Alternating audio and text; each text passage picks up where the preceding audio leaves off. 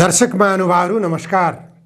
जनधारणा खबरको युट्युब च्यानलमा यहाँहरुलाई स्वागत गर्न चाहन्छु। म निमकान्त पाण्डे। आज 2080 जेठ 4 गते। यहाँ दुई थरी नागरिकहरु छन् देशमा। व्यवहार हेर्दा त्यस्तै लाग्छ। एक थरी कानुन लागू हुनुपर्ने नागरिक, एक थरी कानुन मान्नै नपर्ने नागरिक। कानुन बनाउनलाई एउटै किसिमको कानुन बनाइएको छ, तर कानुन मान्नुपर्ने नागरिक र कानुन मान्नु नपर्ने नागरिक छन् जस्तो लाग्छ नेपालमा।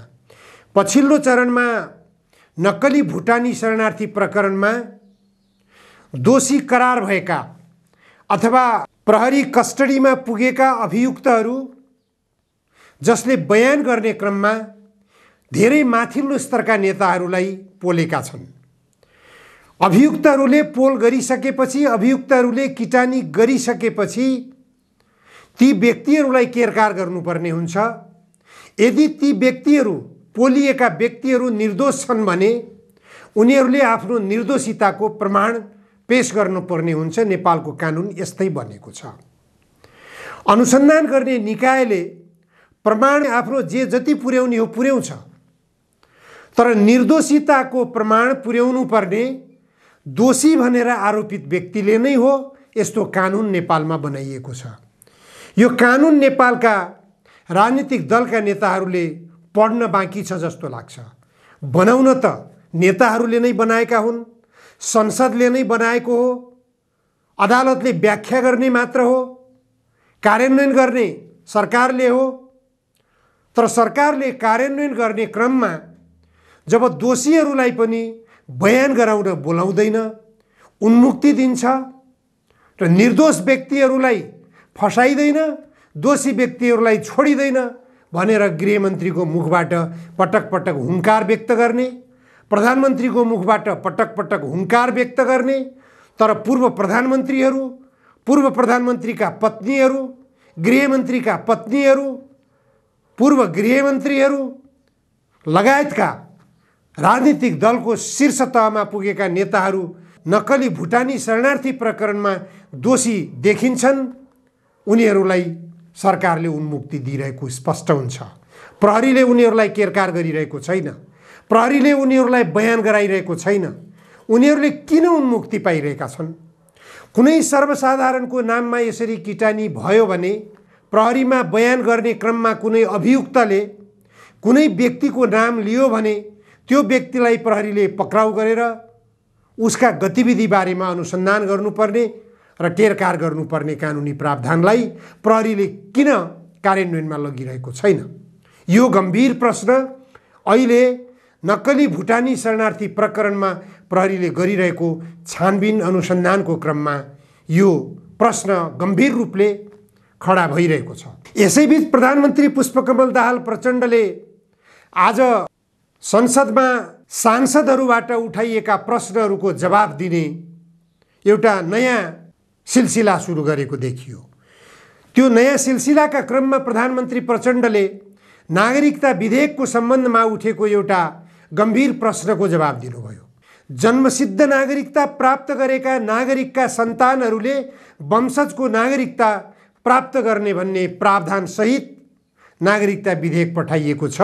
त्यो नागरिकता विधेयक राष्ट्रपतिले प्रमाणीकरण नगरेर त्यो थन्किएको छ। अब 1 महिनाभित्रमा यो टुङ्गो लाग्छ भन्ने जवाब दिनुभएको छ। यस्तो गम्भीर विषयमा प्रधानमन्त्रीले दिनुभएको हल्का टिप्पणी, हल्का जवाब निकै आश्चर्य लाग्दो छ। नागरिकता विधेयक पूर्व राष्ट्रपति विद्यादेवी भण्डारीले प्रमाणीकरण नगरेर थन्क्याइदिनुभयो। त्यसमा के जन्मसिद्ध नागरिकका सन्तानले नागरिकता प्राप्त गर्ने कुरा मात्र उल्लेख छ? विदेशी बुहारीहरू, उनीहरूलाई तत्काल बिहे गरेर आउँदा बित्तिकै अङ्गीकृत नागरिकता उपलब्ध गराउनु पर्ने भन्ने प्रावधान अन्य देशहरूमा नेपाली चेलीहरू विवाह गरेर जाँदाखेरि उनीहरूप्रति कस्तो व्यवहार गरिन्छ?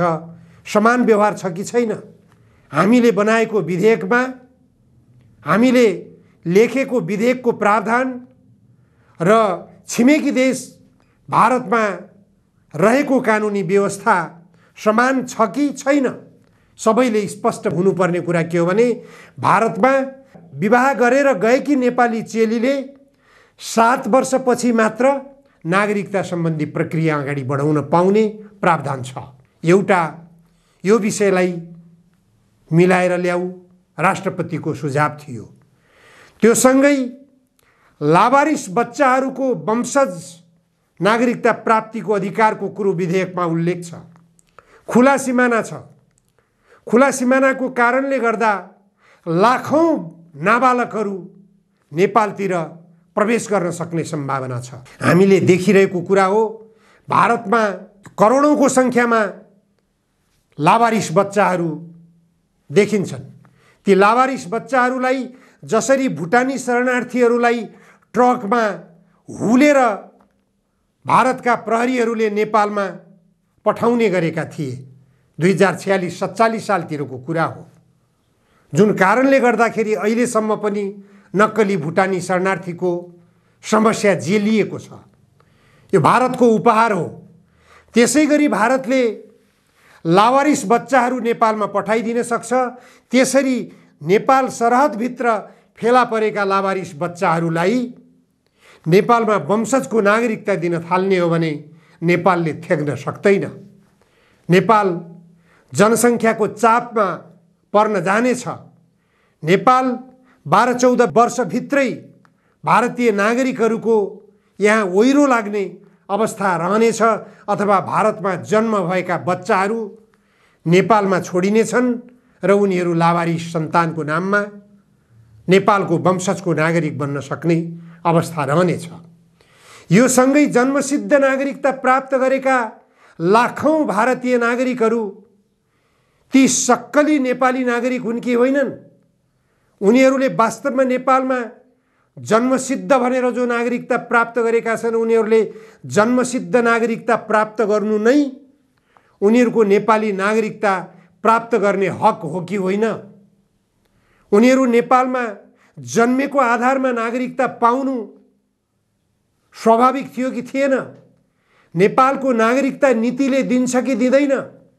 नेपालको नागरिकता नीतिले नदिने कुरा राजनीतिक दलका नेताहरूको मिलोमतोमा भारत सरकारसँग विभिन्न खालको सम्झौता गरेर यसलाई कार्यान्वयनमा लैजाने काम गरियो, जुन कारणबाट भारतीय नागरिकहरूलाई जन्मसिद्ध नागरिकता उपलब्ध गराउने तानाबाना बुनियो र 40 लाखभन्दा बढी भारतीय नागरिकहरूले नेपालको जन्मसिद्ध नागरिकता प्राप्त गरेको तथ्याङ्क विभिन्न सञ्चार माध्यमहरूले सार्वजनिक गरेका छन्।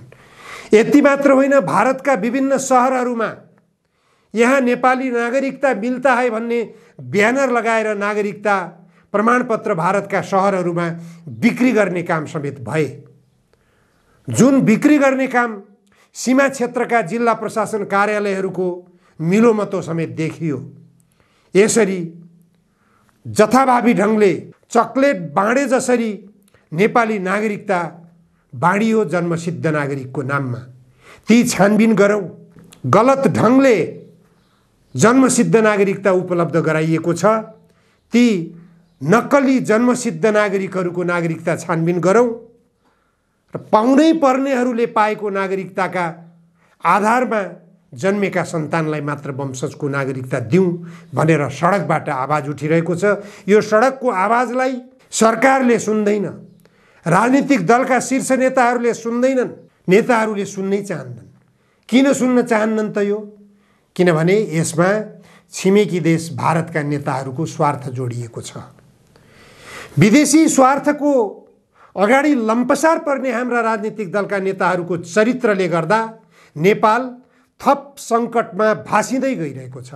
अहिले फेरि अमेरिकाले भारतमाथि एउटा गम्भीर आरोप थोपरेको छ। अमेरिकाका विदेश मन्त्री एन्टोनी ब्लिङ्कनले सन् 2022 जनवरी 1 देखि सन् 2022 डिसेम्बरको अन्तिमसम्मको एउटा प्रतिवेदन पेश गर्नुभएको छ। त्यो प्रतिवेदनको 13औं पृष्ठमा नेपालको धर्म सम्बन्धमा उहाँले लामो चर्चा गर्नुभएको छ। त्यो चर्चामा भारतीय जनता पार्टी जो अहिले सत्तासीन छ भारतमा, भारतीय जनता पार्टीले नेपालका राजनीतिक दलका नेताहरूलाई हिन्दू धर्मको प्रचार गर्नको निम्ति पैसा खर्च गरिरहेको आरोप लगाइएको छ। यो तथ्य हो त गम्भीर कुरा हो। भारतीय जनता पार्टीले नेपालमा धर्म प्रचारको निम्ति पैसा खर्च गर्नुपर्ने आवश्यकता के छ? नेपाल हिन्दू राष्ट्र थियो। हिन्दू राष्ट्रलाई धर्मनिरपेक्ष राष्ट्र घोषणा गरिएको छ। धर्मनिरपेक्ष राष्ट्र घोषणा गरिसकेपछि हिन्दू बाहुल्य मुलुकमा क्रिस्चियन र मुस्लिमहरूको जनसङ्ख्या बढिरहेको छ। जनगणनाको तथ्याङ्कले पनि यो कुरा पुष्टि गरिसकेको छ। अनि 7 समुद्र पारीको अमेरिकामा नेपालमा हिन्दू धर्मको अवस्था के छ भन्ने बारेमा चासो राखिएको छ र क्रिस्चियन धर्मावलम्बीहरूलाई हिन्दू धर्मबाट धर्मान्तरण गराएर क्रिस्चियन धर्ममा ल्याउन अवरोध सिर्जना गरिएको छ। नेपालको कानुनले बाधा पुर्याइरहेको छ भनेर त्यो प्रतिवेदनमा चर्चा गरिएको छ। बौद्ध धर्मावलम्बीहरूको सङ्ख्या बढिरहेको छ। मुस्लिम धर्मावलम्बीहरूको सङ्ख्या बढिरहेको छ। हिन्दू धर्मावलम्बीहरूको सङ्ख्या घटिरहेको छ। त्यो प्रतिवेदनमा उल्लेख छ, अमेरिकाका विदेश मन्त्रीले तयार गरेको प्रतिवेदनमा। अनि त्यहाँ मौनता छ। हिन्दू धर्मावलम्बीहरूको सङ्ख्या किन घट्यो? तर यो घटेको कुरातर्फ अमेरिकाका विदेश मन्त्री एन्टोनी ब्लिङ्कन मौन हुनुहुन्छ। उहाँ केही पनि बोल्नुहुन्न। हिन्दू धर्ममाथिको यो आक्रमण किन भइरहेको छ? विदेशीहरूले आक्रमण गर्ने कुरा बेग्लै कुरा हो, फरक पाटो हो। हिजो मात्र एउटा गम्भीर चर्चाको विषय देशभित्र भयो। भारतका प्रधानमन्त्री नरेन्द्र मोदीका भाइ नेपाल भ्रमणमा आउनुभयो। उहाँ धार्मिक भ्रमणमा आउनुभएको कुरा देखियो। सिद्राको व्यापार पशुपतिको जात्रा भन्ने एउटा किम्वदन्ती छ, त्यस्तै भयो। उहाँ धर्मको आवरणमा आउनुभयो, विश्व हिन्दू महासङ्घको कार्यक्रमको आवरणमा आउनुभयो, तर नेपालका सबै राजनीतिक दलका नेताहरूलाई भेट्न भ्याउनुभयो। प्रधानमन्त्री पुष्पकमल दाहाल बाहेक चर्चामा आएका जति पनि राजनीतिक दलका नेताहरू छन् सबैलाई भेट्नुभयो। यहाँसम्म कि नयाँ उदाएका नेपाली जनताले आशा गरेका राजनीतिक दलका नेता रवि लामिछानेलाई भेटेको होइन, रवि लामिछाने स्वयंले होटेल हिमालयमा गएर उहाँलाई भेट गर्नुभयो। काम के हो त? यो गम्भीर विषय हो। हिन्दू धर्म निशानामा छ। नेपालको सनातनी धर्म हो।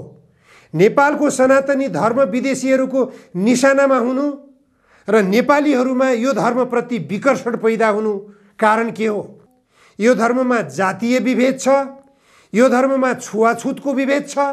त्यसै कारण छुवाछुत र जातीय विभेदलाई सहन नसकेर, यसलाई अन्यायको रूपमा लिएर दलितको नाममा थिचिएका पिल्सिएका, तल्लो जातिको नाममा थिचिएका पिल्सिएका नागरिकहरूले हिन्दू धर्म परित्याग गर्दै अन्य धर्म अवलम्बन गर्दै जाने क्रम सुरु भएको छ। क्रिस्चियन धर्ममा छुवाछुतको प्रचलन छैन। क्रिस्चियन धर्ममा जातपातको प्रचलन छैन। मुस्लिम धर्ममा जातपात र छुवाछुतको प्रचलन छैन। तर हिन्दू धर्ममा किन छ यो प्रचलन?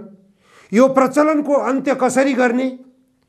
हिन्दू धर्मप्रति चिन्ता व्यक्त गर्नेहरूले हिन्दू धर्मबाट किन धर्मान्तरण भइरहेको छ, किन धर्म परिवर्तन गरेर अन्य धर्ममा गइरहेका छन्, यसतर्फ गम्भीर बन्न चाहने हो भने धर्मका ठेकेदारहरूले हिन्दू धर्मभित्र भइरहेको बेथितिलाई सच्याउनु पर्यो, विकृतिलाई सच्याउनु पर्यो। यो बेथिति र विकृतिको अन्त्य कसरी गर्ने? धर्मभित्र पनि भइरहेको अन्याय, यो अन्यायको अन्त्य जरुरी छ। यो अन्यायको अन्त्यतिर जान छोडेर केवल धर्मको ठेकेदारी मात्र प्रचलनमा ल्याउन खोज्ने परम्परा गलत हो। यसतर्फ गम्भीर बन्न जरुरी छ। हिन्दू धर्मबाट धर्म परिवर्तन गरेर अन्य धर्ममा जानुको कारण के हो? आर्थिक प्रलोभन मात्र हो कि यो भित्रको विभेद पनि एउटा महत्त्वपूर्ण कारण बनेको छ? यो गम्भीर प्रश्न हो। त्यसैले देशको हितको निम्ति सबै राजनीतिक दलका नेताहरू एक ढिक्का भएर के गर्ने, कसरी गर्ने, यो देशको हित कसरी हुन्छ, विदेशीहरूको स्वार्थ कसरी आइरहेको छ, धर्मप्रति विदेशीहरूको स्वार्थ छ, यहाँको जात जातिप्रति विदेशीहरूको स्वार्थ छ, यहाँको अर्थतन्त्रप्रति विदेशीहरूको स्वार्थ छ, यहाँको विकास बारेमा विदेशीहरूको स्वार्थ छ, यहाँको भ्रष्टाचार बारेमा विदेशीहरूको चासो छ। राजनीतिक दलका नेताहरूले शासक बन्ने मात्र हो कि नेपाली जनतालाई सुशासन दिने पनि हो? नेपाली नेताहरू गम्भीर प्रश्नको घेरामा हुनुहुन्छ। यो प्रश्नको घेराबाट बाहिर निस्कने, नेपाललाई समृद्धिको बाटोतर्फ कसरी लग्ने? हस्, आजलाई यति मात्र। धन्यवाद, नमस्कार।